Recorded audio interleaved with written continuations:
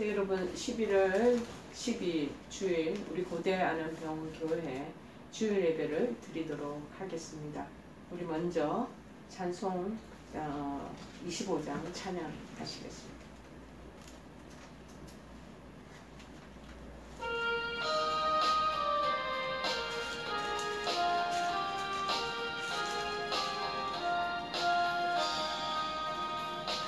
멸류관 벗어서 주 앞에 드리세.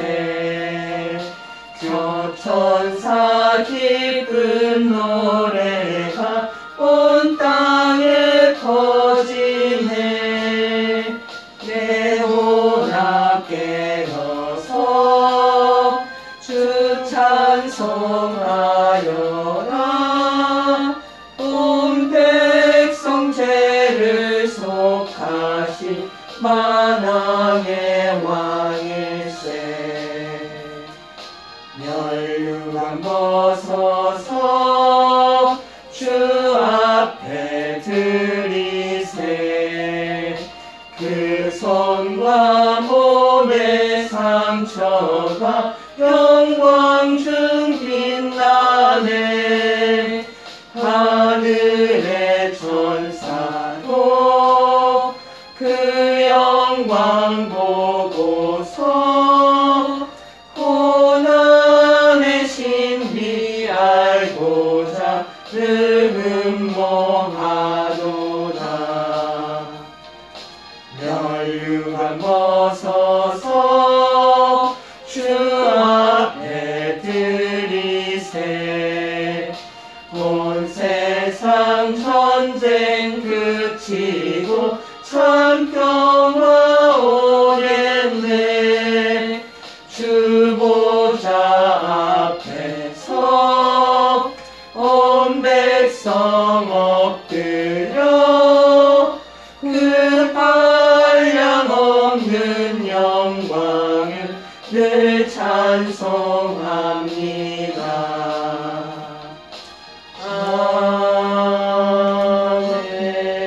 아멘. 자, 우리 다 같이 우리의 믿음을 사도신경으로 하나님 앞에 고백하시겠습니다. 전능하사 천지를 만드신 하나님 아버지를 내가 믿사오며 그 외아들 우리 주 예수 그리스도를 믿사오니 이는 성령으로 잉태하사 동정녀 마리아에게 나시고 본디오 빌라도에게 고난을 받으사 십자가에 못 박혀 죽으시고 장사한 지 사흘 만에 죽은 자 가운데서 다시 살아나시며 하늘에 오르사 전능하신 하나님 우편에 앉아 계시다가 저리로서 산자와 죽은 자를 심판하러 오시니라. 성령을 믿사오며 거룩한 공회와 성도가 서로 교통하는 것과 죄를 사하여 주시는 것과 몸이 다시 사는 것과 영원히 사는 것을 믿사옵나이다. 아멘. 오늘 하나님께서 저희들에게 주시는 말씀 보시겠습니다. 신약성경 빌립보서 1장 29절 말씀 보시겠습니다. 한 절 말씀입니다. 빌립보서 1장 29절. 페이지 수로는 319쪽입니다. 319페이지 빌립보서 1장 29절. 우리 다 찾으셨으니 제가 봉독해 드리겠습니다. 그리스도를 위하여 너희에게 은혜를 주신 것은 다만 그를 믿을 뿐 아니라 또한 그를 위하여 고난도 받게 하려 하심이라. 아멘. 오늘 말씀의 제목은 잘 믿는 자에게도 고난은 찾아옵니다 라는 말씀의 제목입니다. 잘 믿는 자에게도 고난은 찾아옵니다. 오늘 이 한 줄 말씀에 여러 가지 우리에게 주시는 메시지가 잘 녹여져 있습니다. 자, 29절 보니까 그리스도를 위하여 너에게 은혜 주신 것은 다만 그를 믿는 것. 잘 먼저 믿는 게 제일 중요하다고 얘기하시고 계십니다. 또 그런데 그를 믿는 것뿐만 아니라 두 번째 이제 주어진 게 뭐냐. 예수님, 그를 위하여, 예수님을 위하여 고난도 받게 하시니라. 일반적으로 하나님의 은혜의 축복은요. 그리스도를 믿음으로서부터 시작이 되고 스타트가 되고 그리고 그리스도를 믿음으로 말미암아 이 은혜의 축복은 함께 우리 동반자처럼 따라다니게 된다라고 바라고 있습니다. 그 축복은 믿음과 동시에 스타트가 되고 출발하고 그 과정 속에 은혜의 축복은 늘 같이 동행하게 된다라는 것입니다.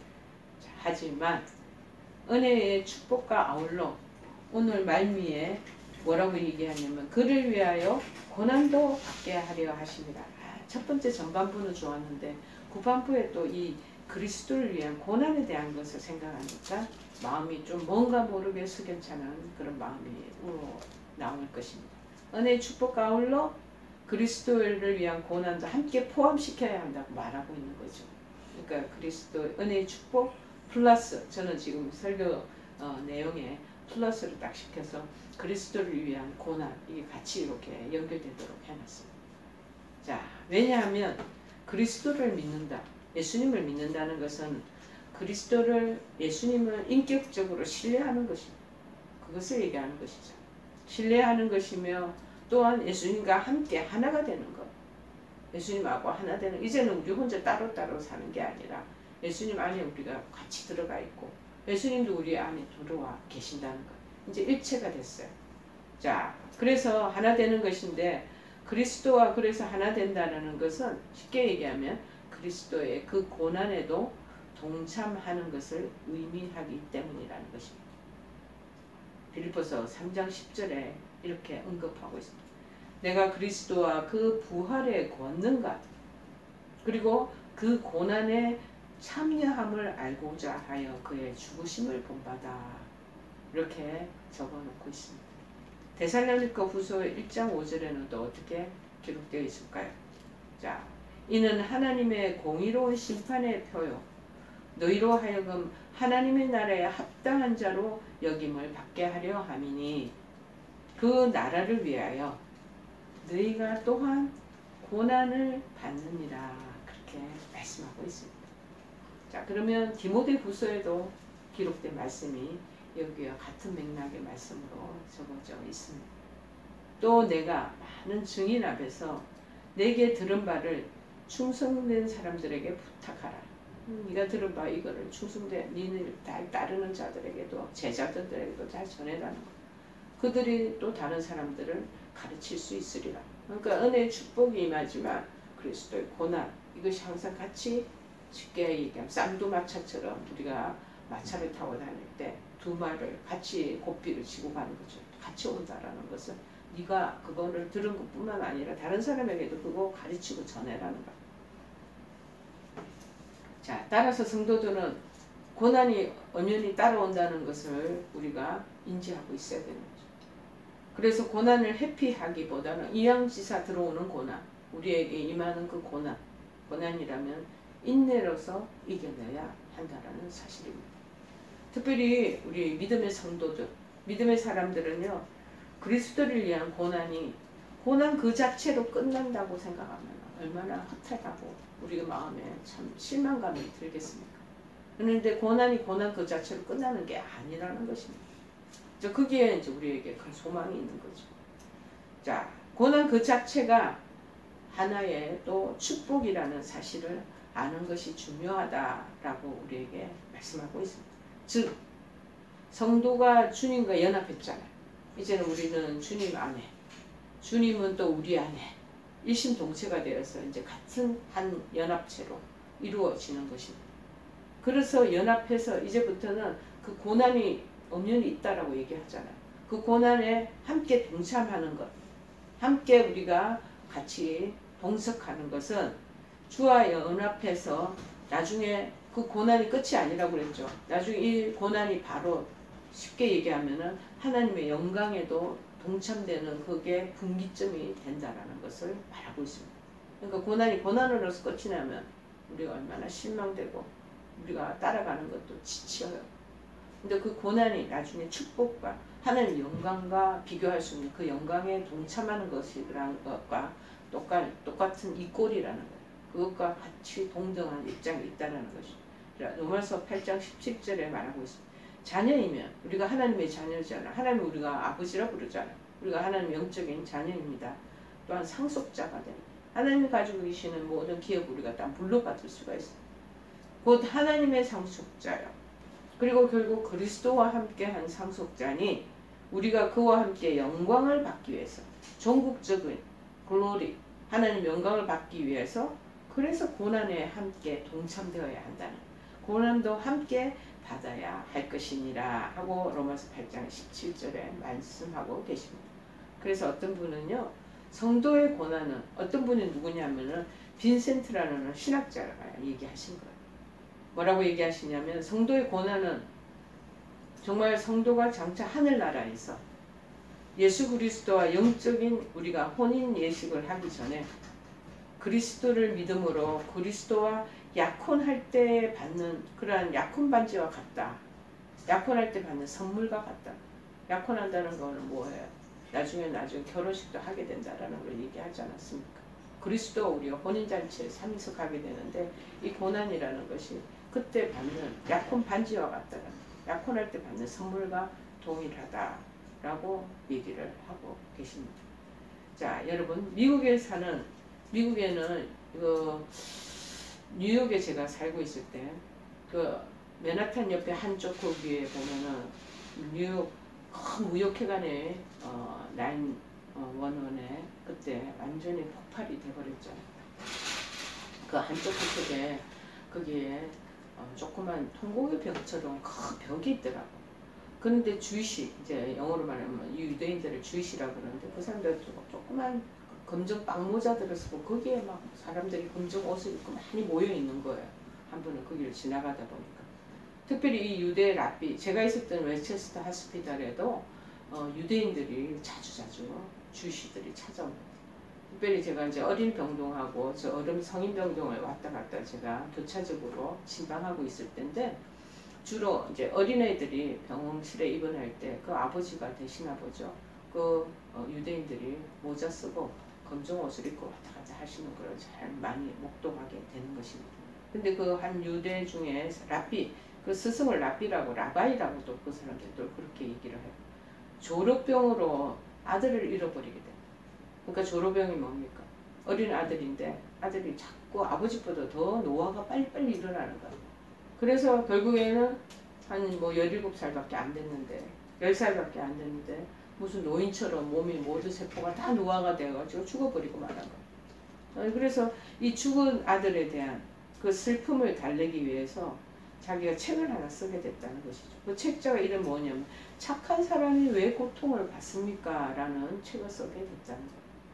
그러나 불행하게도 그는 이 랍비는 그 책에서 하나님이 고통을 다루실 능력이 없기 때문이라고 마지막 책의 말미에다가 결론을 딱 내어버렸어요.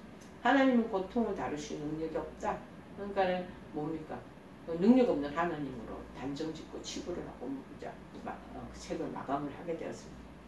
이처럼 이유를 모르는 그 불행, 그 고난, 우리 인간들을 굉장히 당황하게 만드는 것입니다. 자, 그래서 하나님의 사랑, 하나님의 전지전능하심, 능력 있으심 이런 것들 다 의심하게 만드는 거예요. 때론 극단적인 회의 속으로 하나님은 없다, 안 계신다, 우리 인간의 모든 이런 일들을 케어하지 않으신다 라는 쪽으로 우리를 몰아가기도 한다라는 사실입니다. 그 이유가 무엇입니까?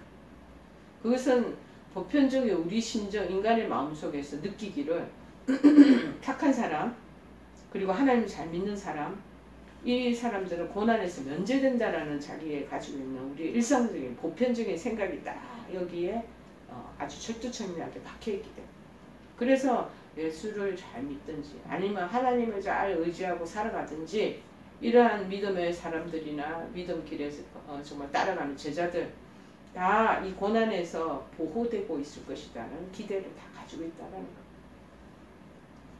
자, 하지만 그것이 우리가 생각하는 보편적인 사고체제, 그거 우리의 형성되어 있는 그것이 아니겠습니까? 근데 뜻대로 이루어지지 않으면 그러면 이제 하나님은 무능한 하나님이다 하고 이제 다 치부를 해버리는 거죠. 믿음 좋은 사람이 이런 고난에서 제외될 것이다 라는 주 혼자만의 사람의 자기의 선입견이죠. 선입견인데 착한 사람, 신앙심이 좋은 사람, 이런 사람도 의지 없이 고난에서 벗어나지 못한다는 걸 알면 산산이 자기의 선입견도 무너지지 않겠습니까? 자, 하나님 잘 믿는 사람, 고난 없는 인생을 살아야 하는 것입니까? 성경을 여기저기 봐도 많은 우리 성경의 인물들이 등장하지 않겠습니까? 고난 없이 살았던 인생은 없었어요. 여기서 안에서 다 보면 아브라함부터 시작해가지고 바울 이하의 모든 우리가 역사적인 그런 신앙적인 우리가 존경할 만한 선배들이나 인물들 아니에요? 그분들도 다 똑같이 그 고난의 라인 선상에서 같이 걸어갔던 사람이에요. 성경은 그래서 전체적으로 뭐냐면은 하나님 잘 믿는다, 신앙생활 잘한다, 고난 없는 인생 보장된다? 아니다라고 답변하고 있다는 것입니다. 적지 않은 그런데 그리스도인들, 특히 우리나라 성도들은 대체로 순종하는 축복이 따른다, 불순종에는 고난이 따른다는 이런 단순한 인과응보적 신앙에 굉장히 익숙해 있어. 물론 그것이 전혀 그릇된 것은 아닙니다. 그렇다고 해서 그것이 완전히 100% 맞다라고 옳은 것도 우리가 아니라는 것을 알아야 돼요. 왜냐하면 성경적인 이 인과응보의 원리라 보다 어떻게 보면 궁극적이고 종말론적인 것이에요. 현세에서 인과응보의 이 원리와는 전혀 맞지 않습니다. 잘 믿는 자에게도 그래서 고난이 임하는 경우를 얼마든지 우리가 목도할 수 있고, 옆에 우리 병실의 한우들을 만나면 우리가 그들과 대면할 수 있다는 사실입니다. 성경에서 우리가 대표적으로 이 고난의 아이콘으로 떠올리는 분이라 누가 딱 떠올리셔? 바로 욥을 떠올리지 않겠습니까? 이 욥을 한번 보면요, 이렇게 하나님을 잘 믿고 하나님도 그를 참으로 인정했던 그런 대표적인 성경의 인물이죠. 그런데 마침내는 집도 뺏기고 자식들 다 죽어버리고 그 다음에 가지고 있던 모든 소유가 다 날아가 버리고, 한번 상상을 해보십시오. 무엇보다 본인의 질병에 시달리는 거. 자, 특별히 오늘 본문에는 뭐라고 그럽니까? 때로 잘 믿고 있는 이 그리스도인들이 고난을 받는 이유, 고난의 목적, 이게 뭔가 한번 생각해 볼 필요가 있다는 것입니다. 여러분, 잘 믿는 자도 고난 받는 것은 필연적이라는 사실입니다. 사람들에게는 예외 없이 온 세계적인 사람들도 다 마찬가지예요. 예외 없이 안정 욕구가 있다는 거예요. 나는 굉장히 스테이블하고 업앤다운 없이 평탄하게 정말 저 순조로운 바다에 정말 돛담배가 잘 흘러가듯이 인생이 그렇게 될 것이다 라고 믿고 있고, 또 그렇게 자기가 추구하고 있습니다. 건강이나 환경의 문제로 불안해하는 것보다는 문제없는 평안 그리고 안정을 추구하고 그것을 좋아합니다. 그런데 신앙생활 하는 사람들 누구나 이렇게 하나님이 우리 자신들을 이렇게 축복해 주시기를 다 expectation, 기대하고 소망하고 있다는 사실입니다. 그러나 문제는 우리가 살고 있는 이 땅이 하나님의 때에 극도로 거스르게 되는 악한 욕망, 죄악으로 충만하다는 데에 있다라는 사실이죠. 에덴 동산이면 좋겠는데 이 악의 세력이, 그 외 어둠의 권세달 잡은 자들이 와서 우리를 막 욕망과 죄악의 그 길로 우리를 이끌어 간다라는 사실입니다.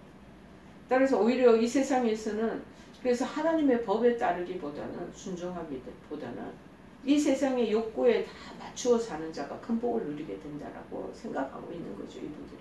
저도 어떨 때는 우리에게도 그런 사고나 그런 관념들이 들어올 수 있지 않겠습니까? 그래서 하나님이 원하시는 바에 따라 그 살기보다도 이 세상이 원하고 이 세상이 가치관을 추구하는 것, 그것들을 따라가고자 하는 욕망이 우리 심령 안에 늘 자리 잡고 있습니다. 그래서 이것을 거슬러 사는 자들에게 이 세상에 운행하는 것들과 좀 어찌 보면은 반대급부적으로 좀 순하게 이 세상의 원칙대로보다도 그렇게 살아가는 사람이 오히려 큰 고난과 어려움이 따르게 되는 경우가 종종 있게 된다는 것입니다. 때문에 예수님께서는 그리스도의 복음을 위해 사는 자들은 축복을 받겠지만 핍박도 겸하여 받게 되리라고 그렇게 말씀하고 계십니다. 마가복음 10장 28절에서 30절에 언급하시기를 베드로가 여짜와 이르되 보소서 우리가 모든 것을 버리고 주를 따랐나이다.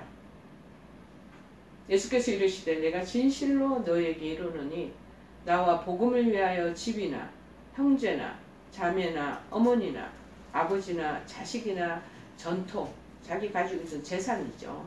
버린 자는 현세에 있어 집과 형제와 자매와 어머니와 자식과 전토를 100배나 받지만 박해를 경하여 받는다. 그리고 내세에 영생을 받지 못할 자가 없느니라. 따라서 이 핍박과 고난은 이 세상의 악한 것을 다 버리고 그리스도를 위하여 살고자 하는 자에게는 필연적인 것이라 해도 과언이 아닐 것입니다. 여러분, 또 잘 믿는 자의 고난에는 희한하게도 그들에게도 하나님의 뜻이 더 담겨져 있다는 것이 이게 또 아이러니한 거예요. 이처럼 선한 양심과 훌륭한 신앙을 가진 성도가 이 세상을 살아가면서 고난을 당하는 것은 필연적이라고 말하는 것이죠. 그러나 여러분, 이런 자들의 고난에는 하나님의 깊고 선하신 뜻이 거기에 다 담겨져 있다는 것입니다. 그 대표적인 경우로 우리는 사도 바울을 들 수가 있습니다. 그에게 모든 것을 하나님이 다 주신 것 같아요. 능력이고 그 다음에 저 삼층천에 올라가는 하나님의 신비적인 그 영적인 파워, 그 경험들, 그런 체험, 그리고 뭐 학문이나 뭐 여러 가지 가문의 그 탁월함이나 명석함이나 또 달변가로서의 그 모든 것 하나도 빠지는 게 없어요. 그런데 이 사람에게 뭐가 있냐? 육체의 질병이 있었던 것입니다. 그것 때문에 사람들로부터 이 바울의 신앙에 문제가 있는 것이 아니야? 하고 의심을 받기도 했다라는 것입니다. 제가 이전에 어느 방송에 어느 목사님을 간증하는 프로를 이렇게 듣게 됐습니다. 목사님의 아들이에요. 지금 목회하시는 분인데 목사님의 아들인데 이분이 신학대학교 다닐 때 공황장애라 그런 적이 있어요. 근데 옛날에는 지금 요새는 뭐 공황장애가 뭐 많이 사람들에게 이제 드러나고 있죠. 옛날 자기 공부했던 시절에는 공황장애는 이 병명조차 모르고 신경정신과 간다라는 것은 굉장히 이상스러운 눈빛으로 사람들이 시선을 가지고 보던 때였어요. 자, 그래서 학과에 그 상담 교수님이 찾아가서 상담 교수님이 말씀하시길 아무래도 상담보다는 당신이 신경정신과를 좀 가봐야 되겠다. 그래서 그 말을 듣고 쇼크를 또 드신 거야. 그럼에도 불구하고 불면증에 시달리고 식욕을 잃어버려서 한 3달 만에 10kg가 빠져버리게 되고 공부에 집중을 못하더니 좋은 성적이 쭉쭉쭉 떨어지고 성적이 2.29인가 뭐 될 정도로 막 엉망진창이 돼버리고 삶이 완전히 거들나게 생긴 거야. 그래서 신경정신과가 갔더니 약을 먹기는 먹는데도 불구하고 이 우울증과 불안증과 그 다음에 불면증에서 완전히 헤어나오지를 못하게 되더라는 거예요. 자, 그런데 자기가 그래서 대신 기도를 엄청 많이 하게 됐다는 거죠. 기도하는데 하나님께 아뢰기는 이제는 제가 죽겠사니 차라리 내 목숨을 거두어 가십시오 하고 이제 때를 쓰고 그렇게 하나님 앞에 매달리며 기도를 했다는 것입니다. 다만 하나님께서 제게 은혜도 주시고자 한다면 아니면 나는 이제는 내 목숨 내가 버리겠다라고까지 얘기를 하게 되었다는 거죠. 그러면 제가 좋아하는 그 교수님이 이제 일주일에 한 번씩 신학생들은 채플이 있습니다. 예배가 있어요. 거기는 이제 모든 빠지지 않고 잘 그걸 패스하고 그래서 이제 진급도 되고 그렇게 하거든요. 거기에 그분 교수님이 설교를 하신다면 자기는 하나님 나를 도우시는 그 통로라고 생각하고 제가 다시 심기일전하겠습니다 하고 이제 기도를 하게 됐다는 거예요. 그런데 이제 어불성설인 게 뭐냐면은 한 1년에 52주의 그 채플실의 강사진들이 1년 새해에 다 그것이 책정이 됩니다. 다 정해져요. 그런데 이분이 전반부에 1학기 때 설교를 이미 하셨다는 거예요. 2학기에 이분이 강사로 채택돼 설교 자로 채택될 리가 없다라는 거죠. 그러나 자기는 그 교수님의 설교의 말씀에 은혜가 되면서 자기가 새롭게 하나님 주시는 은혜로 받겠다고 그렇게 이제 고백을 하고 기도를 하게 된 거예요. 근데 멀리서 촛불시로에 가까이 오면 그 강당에 올수록 그 종이가 희미하게 보이지를 않게 되고 점점 가까우니까 웬걸요 보니까는 1학기 때 설교했던 그분이 2학기 때 또 설교자로 정해져가지고 너무나 그 당시에 깜짝 놀랐다는 거예요. 보통 자기가 저 강당에 예배 드릴 때 제일 뒤쪽에 앉는데 그 교회도 보면 제일 뒤쪽에 설교 듣는 분이 있잖아요. 근데 그날은 막 제일 앞줄에 앉아서 설교를 듣는데 그렇게 눈물이 빗물같이 쏟아지는 거예요. 그런데 그때 희한하게도 그동안 그렇게 식욕이 없었던 식욕이 막 솟아오르기 시작하더라고요. 그래서 설교 말씀을 듣고 눈물 콧물을 하고 식당에 가서 1,200원짜리 육개장을 먹는데 그 육개장에 먹는 그 음식이 이전에는 음식 맛이 없어서 힘들어서 먹지를 못했는데 그게 단 꿀맛처럼 그렇게 넘어가더라고요. 하나님 은혜에 놀라운 그 성령의 물결이 넘어가듯이 막 넘어가더라. 그 뒤로 이제 체력을 보강하고 그래서 나중에는 이제 결혼도 하게 되고 목산수도 받고 32세에 처음으로 담임 목회자로 그렇게 교회에 청빙되어 갔다라는 것이죠. 그리고 이분이 갈 때마다 희한하게 부흥의 성과를 많이 이루나 봐요. 한 20명 갔던 그 교회 부모로 가면 애들이 100명으로 늘어나. 그렇게 막 부흥에 그 하나님께서 은총을 주신 거예요. 그런데 한 몇 년이 지나서 교회에서 어느 정도 교회가 처음에는 부흥이 잘 안 이루어지더니 부흥을 이룬 후에 이제 위기가 또 찾아온 거죠.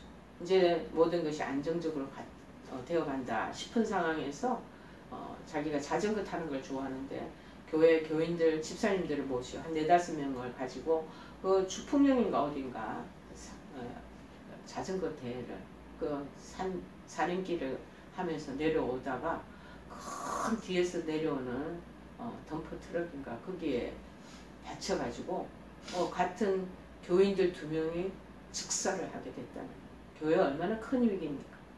그런 상황에서 사람이 성도가 2명이 목숨을 잃게 되고 그랬더니 원망이 본인한테 오지 않겠습니까? 그러니까 성도들이 또 너무나 착하신 분들이라 교회를 안 떠나고 그 목사님과 같이 또 신앙생활을 해나가. 그러고 난데 한 3개월 있다가 거기에 있는 또 어린아이가 하나 또 목숨을 잃어버리고 그 다음에 한 2달 있다가 부목사님의 그 아이가 또 갑자기 알지 못하는 희귀병이 걸려 또 죽게 돼. 줄소상이 막 나는 거예요. 얼마나 어려우면서. 자, 그분을 설명하시기를 그 2분 돌아가신 그 2분 약사나 교사 2분은 학교 선생님이시고 약사이신데 신앙심이 너무 좋았다. 믿음의 길을 다 따라오고 목사님하고 호흡을 그렇게 잘 맞춘다. 그런데 줄초상이 난다라는 것은 무엇을 얘기하는 것인가? 자, 우리가 오늘 지금 본문의 제목처럼 잘 믿는 자에게도 고난은 찾아옵니다. 자, 우리가 해결할 수 있는 방법이 없잖아요. 그래서 사람들이 신앙에 문제가 있는 게 아닌가. 이 목사님한테 문제가 있는 게 아닌가. 바울이 이 질병을 가지고 있다는 것은 아무래도 바울의 이 신앙에 문제가 있다 하고 의심스러운 그 색안경을 볼 수도 있겠죠. 때문에 바울은 그 질병에 대한 치유를 하나님께 여러 차례 간구했다는 거예요. 그러나 하나님께서는 그 질병을 거두시지 않았다. 대신 고귀한 깨달음을 허락하셨다는 거예요. 그것은 그 고난이 겸손을 위한 또 다른 은혜의 방편이라는 사실을 깨닫게 됩니다. 그리고 그 고난을 통해서 바울은 하나님의 능력이 약한 데서 온전하여진다는 참으로 귀한 교훈을 체득하게 되는 것입니다. 고린도후서 12장 7절에서 10절에 기록되어 있습니다. 여러 계시를 받은 것이 지극히 크다는 것. 그런데 나로 너무 자만하지 않게 하시려고 내 육체의 가시 곧 사단의 사자를 주셨으니 이는 나를 쳐서 너무 자만하지 않게 하려 하시니라. 이것이 내게서 떠나가게 하기 위하여 내가 3번 주께 간구하였더니 나에게 이르시기를 내 은혜가 내게 족하다. 이는 내 능력이 약한 데서 온전하여 지니라 하신지라. 그러므로 도리어 크게 기뻐함으로 나의 여러 약한 것들에 대하여 자랑하리니 이는 그리스도의 능력이 내게 머물게 하려 함이라. 그러므로 내가 그리스도를 위하여 약한 것들과 능력과 궁핍과 박해와 곤고를 오히려 기뻐하노니 내가 약할 그때에 강함이라. 이렇게 말씀을 전하고 있습니다. 약할 때 누구를 더 의지할까요? 하나님을 더 강하게 의지하려. 그럴 때 하나님 능력이 임하게 된다는 것을 말씀하시는 것 아니시겠습니까? 영적으로 살펴보면요, 우리는 배부른 그런 평안 가운데에서보다는 고난 가운데서 하나님의 능력을 경험하게 된다는 사실입니다. 두 번째는 뭐냐? 우리의 믿음은 이때 한 단계 뛰어넘어 성숙의 단계까지 나가게 된다는 것입니다. 뿐만 아니라 이런 고난을 통하여 우리는 고난 중에 있는 사람들의 그 심정을 정말 잘 우리가 공감할 수 있고, 그래서 그들을 잘 도울 수 있는 지혜와 능력을 얻게 된다는 것입니다.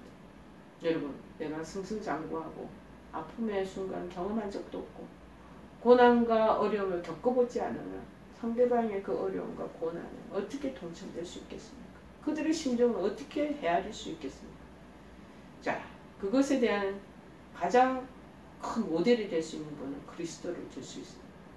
그리스도께서 이미 시험을 받아서 고난 당하셨기 때문에 시험 받는 자들을 능히 도우신다는 말씀을 통해서도 우리가 알 수 있지 않겠습니까? 히브리서 2장 18절에 얘기하십니다. 그가 시험을 받아 고난을 당하셨은즉 고난을 겪으셨은즉 시험 받는 자들을 능히 도우실 수 있느니라. 공감하고 그들과 함께 교류할 수 있는 그 지경에까지, 그 관계에 깊은 곳까지 들어갈 수 있다라고 말씀하시는 겁니다. 여러분, 이처럼 믿는 자의 고난에는요, 분명 깊고 넓으신 하나님의 뜻이 숨겨져 있다라는 것입니다. 그럼 고난의 한가운데 놓여있는 중에 있을 때 고난의 의미를 묵상한다는 것은 결코 쉬운 일이 아닙니다. 병상에 있는데 이 고난의 의미를 묵상하라 그러면 더 괴롭죠. 놀리는 거야. 이게 무슨 말도 안 돼. 당신이 안 아프니까 그렇게 말할 수 있는 거죠. 그렇게 얘기하실 수도 있을 겁니다. 그렇다고 해서 우리가 고난 속에서 좌절하는 마음속, 단순한 인과응보의 원리에 따라 고난을 생각할 때 우리는 심각한 영적 위기를 맞이할 수도 있다는 것입니다. 그러나 고난의 무게가 아무리 무겁고 나한테 과중한 것이라 할지라도 우리는 고난을 앞에 두고 진지하게 생각해 보아야 할 것입니다. 하나님께서는 그리스도인들에게 뭐라고 로마서 8장 28절에 말씀하고 계십니다. 모든 것이 합력하여 선이 이루어지도록 도우신다라고 얘기하고 계시는 것입니다. 그리고 그 고난에는 반드시 우리를 향한 하나님의 선하신 뜻이 깃들어 있다고 말씀하고 있습니다. 때문에 예수님께서 이러한 고난 앞에서 기뻐하고 즐거워할 것을 요구하고 계신다는 것입니다. 또 하나, 제가 어떤 약사가 큰 암의 질병에 시달리면, 그리고 그들을 위한 책자를 쓴 내용이 그 책의 주인공에 대한 것을 말씀드리겠습니다. 이분은 중국 선교사의 아내입니다. 이분이 남편을 따라 중국에도 들어갔다 오고 성도의 열정을 그분이 순종하는 마음으로 남편이 있으라고 그러면 있고 하라고 그러면 하고 그렇게 해 다녔다는 거야. 근데 세월이 지나다 보니 자기가 유방암에 걸렸잖아. 어느 날인가. 이게 무슨 일이냐. 내가 하나님 일을 얼마나 열심히 하고 또 남편이 하자는 대로 그 선교일을 내가 얼마나 열심히 가담을 했고, 자기가 약사의 신분을, 직업을 가질 수 있음에도 불구하고 그걸 다 내려두고, 그리고 내가 호를 다시 남편과 함께 그 이방 땅에 가서 객지에서 고생하면서 열심히 일했는데 뭐 나에게 암을 주셨다고. 처음에 그래서 굉장히 마음이 냉소적이었다는. 그런데 지금 그분이 마음을, 원래는 그렇게 성격이 짜증스러웠대. 웬만하면 그렇게 화를 잘 냈다는 거야, 본인이. 아마도 자기의 이 삶이 주변 사람들하고 굳이 비교를 안 했는데 한국에 와 보니 친구들은 이미 좋은 그런 레벨로 올라가 있고 잘 살고 있고 많은 것을 소유하고 있고, 우리는 집도 하나 없이 원룸에서 살게 된 그런 상황을 맞닥뜨리면서 막 불평과 여러 가지 막 불만이 올라왔던 것 같습니다. 화가 늘 나가 있었다는 거예요. 짜증을 부렸다는 거예요. 그러니까 딸이 뭐냐면 엄마는 꼭 성난 불독 같다라고 얘기를 할 정도로 그랬다는 거죠. 그래서 암에 걸리고 보니 여러 가지 생각을 하게 되었다는 거죠. 아, 내가 이 마음 자세를 바꿔야 되겠다. 모든 것을 남편에게 탓을 돌리고 내 주변 사람들에게 그리고 내가 미워하고 별로 좋지 않은 관계에 있던 사람들에게 다 화살을 돌리다 보니 이것은 내가 이 병원에서 벗어날 일이 아주 요원하다 라는 것을 깨닫게 되었다는 거죠. 그래서 자기가 그 다음부터 자기 스스로를 성찰하기 시작했다. 성찰하면서 내가 가지고 있는 이 모든 부정적인 네거티브한 생각을 긍정적으로 바꿔야 되겠다. 그리고 무엇보다는 하나님 말씀에 위력이 있다 하니까 말씀 선포에 주력을 해야 되겠다. 나는 나을 수 있습니다. 하나님 고쳐주십니다. 하나님 뭐하는 능력에 나는 하나님께 마침내 그 믿음의 안에서 복귀될 수 있습니다 하고 막 선포를 하기 시작했다. 근데 정말 처음에는 항암을 해도 별로 효과가 없던 그 몸의 컨디션이 점점 몇 개월 있다가 좋아지기 시작하고 마침내 암으로부터 벗어나기 시작했다. 그래서 지금 벌써 5년째가 되었다는 거예요. 그리고 관계된 여러 사람들을 만나면서 이 선포에 하나님 말씀의 선포에 위력이 있다는 것을 이제 얘기하기 시작해요. 가까운 측근에 있는 사람들이 백혈병에 걸렸잖아. 이분이 뭐 굉장히 상태가 아주 열악했나 봐. 그 상황 속에서 그분에게도 설득해서 말씀 선포를 하나님 말씀을 의지하라. 그렇게 했더니 그 사람들도 얼마 있다가 그 백혈병에 뭐 머리 한쪽이 또 안 좋았다가 머리 한쪽에 뇌에 또 문제가 생겨 수술했다가 완전 몰골이 말이 아니었나 보죠. 그런데 그 말씀 이후에 선포하고 이러면서 몇 개월 있다 보니까 암세포가 다 사라졌다 라고 고백을 하고 그래서 이분이 책을 쓰기 시작했다는 거예요. 원래 책 쓰고 그런 거예요. 재주도 없대요. 그런데 남편한테 중국 선교 하시는 남편하고 얘기를 하다 보니 당신은 내가 지금 암에 걸렸는데 무엇을 하느냐. 그러니까 하나님의 번듯이 선한 뜻이 있을 것이다. 하나님이 이 암을 통해서 당신의 영광을 보게 하실 거다 라고 얘기를 초창기에는 했다는 거.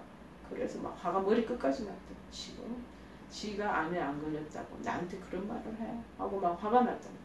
그런데 지나와서 보니 지금은 자기가 치유가 되고 하나님을 위해서 책자도 암에 걸린 한올들을 위해서 책을 쓰게 되고 주변 사람들에게 선포의 그 위력을 전하게 되고 이렇게 하면서 와 하나님은 나에게 이 암이라는 것들을 통해서 고난을 통해서 하나님의 영광을 보게 하시는구나 하고 깨닫게 되노라고 얘기하면서 실제적인 그 일들을 당신이 증거하고 다니는 것을 들은 적이 있습니다. 여러분 우리를 향한 하나님의 선한 뜻이 깃들어 있다는 때문에 예수님께서는 그래서 고난 앞에서 기뻐하고 즐거워할 것을 요구하고 계신다는 것입니다.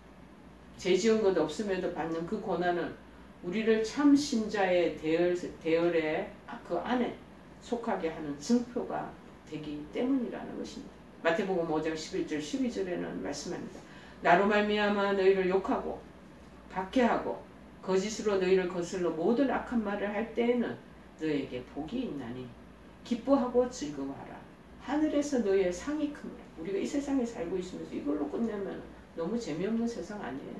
근데 우리는 믿음의 사람은 부활의 영광에 참여하게 되고 저 땅에서 하나님 우리에게 베푸시는 상이 있다라는 거예요. 전에 너희 전에 있던 선지자들도 이같이 박해하였느니라. 지금 어디 있어요 그분들? 지금 하늘나라 하나님하고 같이 다 계시. 하나님 주시는 그 상급을 받고 영생을 지금 누리고 있지 않겠습니까? 우리는 하나님 뜻을 쫓아 살아간 믿음의 선지자들이 이 땅에서 겪은 고난들을 너무나 잘 알고 있습니다. 그들은 희롱을 당했고 지금 우리가 예수 믿는 거하고 상관 택도 없어요. 얼마나 채찍을 맞았고 결박과 옥에 갇히기도 하고 돌에 맞는 것도 그냥 다반사였고 심지어는 톱에 켜서 죽는 것을 당한 적도 있었다는 것입니다. 어디 있냐고요? 그 증거가 있습니다. 히브리서 11장 36절 37절에 말씀합니다. 어떤 이들은 조롱과 책찍기뿐만 아니라 결박과 옥에 갇히는 시련도 받았으며 돌로 침을 당하고 톱으로 켬을 당하고 시험과 칼로 죽임을 당하고 양과 염소의 가죽을 입고 유리하고 궁핍과 환난과 학대를 받았으니 자 그리고 오늘날 고난받는 우리도 그러한 믿음의 선진들의 대열에 서 있다는 것을 여러분 기억하시기를 바랍니다. 그래서 우리가 의심할 바 없이 이 땅에서 그러한 잠깐의 고통은 장차 우리에게 나타날 영광과 좋게 비교할 수 없다라고 로마서 8장 18절에 언급하고 있지 않겠습니까? 이 세상의 요구에 응해서 이 세상에서 그냥 편안하고 안일하게 배불려 사는 사람은 세상에서 이 잠깐의 안정 그것에 만족하는 거예요. 그 이유는 그 사람들은 없어요. 자, 향후 그들은 영원한 고난의 심판의 자리를 택하게 되는 것입니다. 그러나 우리는 나중에 그 내세 주시는 영원한 영광을 얻기 위해 이 세상에서의 잠깐의 고난을 참는 그리스도인들이 돼서 이 삶을 살아가는 것은 세상이 감당치 못하는 자들이라는 것이죠. 그래서 히브리서 11장 38절에 또 언급합니다. 이런 사람은 세상이 감당하지 못하느냐. 이렇게 막 믿음으로 여러분 이렇게 열정을 가지고 살아요. 세상이 어떻게 감당하겠습니까? 로마의 그 압정 속에서도 절대 굳히지 않죠. 그 사람들 무릎 꿇지 않습니다. 고개 빳빳하게 들고 살아가고 당당합니다. 그들이 광야와 산과 동굴과 토굴에 유리하였느니라. 자, 그런데 믿음에 사는 사람들은 이 하나님이 우리를 위하여 더 좋은 것을 예비하셨던 즉 우리가 아니면 그들로 온전함을 이루지 못하게 하려 하심이라. 그렇게 말합니다. 자, 말씀을 조금 마감하면서 잠깐 예화를 들기로 하겠습니다. 장미꽃을 무척 좋아하는 미국의 조이스 목사라는 분이 있었다고 합니다. 어느 날 그는 노란 장미, 묘목을 사다가 집 정원에 여러 군데 심어놓고 아침 저녁으로 물론 자신의 여가를 온통 장미 기르는데 정성을 쏟았습니다. 우리나라 사람들은 이 하단 갖고는 택도 없어요. 저는 처음에 미국에서 도착한 버지니아에 도착. 얼마나 주변의 거리가 깨끗하고 깔끔하고 어떻게 그렇게 하단을 예쁘게 색색까지로 정말 아름다운 거. 야, 취미야 취미. 이분들이 집도 이렇게 아름다운데 집 앞에 그 하단을 얼마나 잘 가꾸는지요. 그 여름 봄 되면요 모종 그걸 사가지고 골고루 여름 정도 가까이 되면요 수국이 얼마나 풍성하게 이 파스텔 톤으로 정말 집집마다 지나가는데 산책한다고 보면은 집들이 얼마나 그 아름다운 꽃들로 장식되고 아름답게 가꾸는지 그렇게 전지질을 다 하고 너무나 잘 가꾸면 그 집이 다시 보이고 그 주인이 다시 보여요. 자, 그런데 이분도 지금 그러는 거예요. 그런데 참 희한하게도 정성을 가꾸면 예쁜 노란 장미가 올라와야 되는데 장미가 2, 3년이 지났는데도 안 올라오는 거예요. 다만 이파리만 자꾸 무성하게 자라는 거예요. 얼마나 답답하겠습니까? 참다 못해서 그 꽃을 판 그 농장 주인에게 항의를 하러 갔다고 합니다. 아무런 영문도 모르는 농장 주인은 아이고 어서 오십시오 목사님 하고 반갑게 맞아들였지만 목사님은 막 2, 3년 동안 이 사람이 뭐 불량 그 묘목을 팔았구나 하고 마음에 화가 난 거죠. 대꾸도 안 하고 그렇게 웃습니다. 아니 몇 해 전에 내가 자네한테서 그 노란 장미 사간 건 당신 기억해야지. 기억하죠. 그런데 어떻게 된 일인가 지금 한 송이도 구경하지 못하고 있어.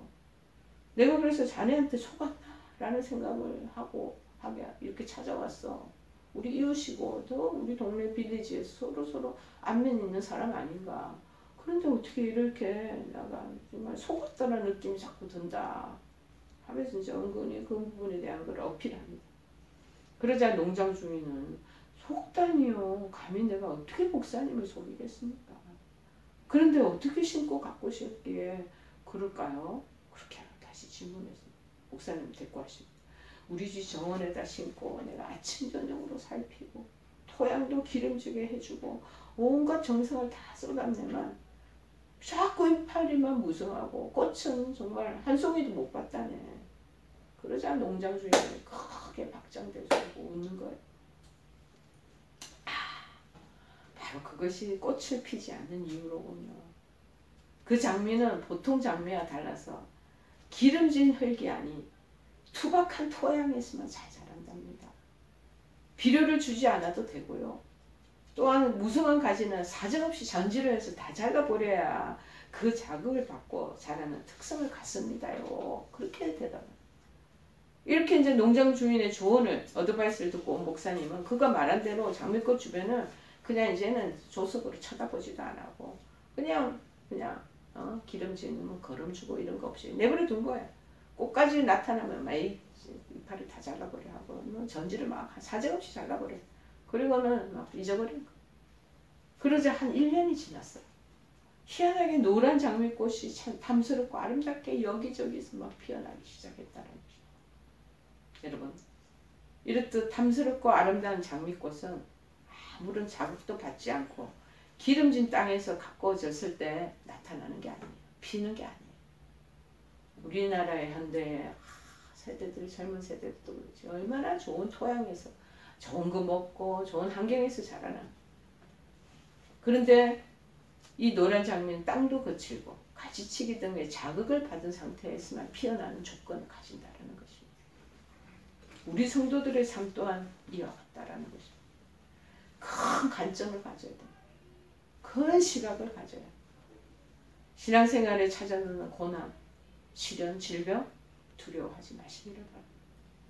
이런 고난과 이 시련을 다 통해서 우리가 더 탐스러운 신앙의 열매를 맺을 수 있다는 것을 여러분 기억하시고 오늘 주어진 말씀을 통해서 여러분 하나님의 은혜 안에 이 오늘의 질병과 이 시련과 이 문제와 역경이 정말 나를 만들기 위하여 전국적으로 하나님 영광을 드러내기 위해서 하나님 쓰시는 이 상황이고 이 과정이구나 라는 것을 기억하시면 하나님과 더 동고동락하는 믿음 안에서 길을 다 걸어가는 여러분 되시기를 간절히 도전해 드립니다.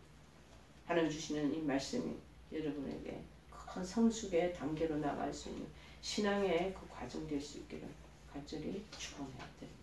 우리 찬송가 220장 찬송하시고 220장 찬송.